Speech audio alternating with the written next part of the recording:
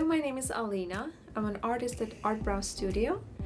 I do microblading, or also called 3D eyebrow embroidery, here in Atlanta area. What is it? What is microblading?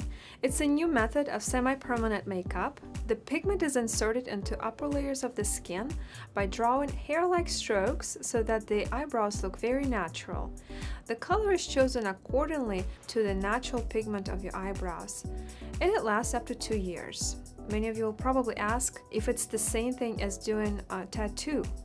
No, definitely not. Pigment is implanted superficially, so it goes away within 1 to 2 years. The color stays natural and beautiful. It does not fade into odd colors. The strokes look very thin. They imitate your natural brows.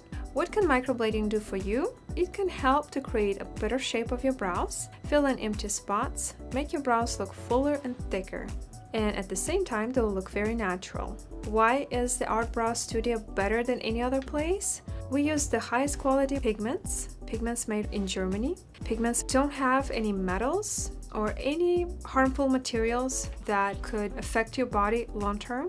We're trained, certified, and have many years of experience working with clients that have different skin types. I traveled the world and I learned from the best.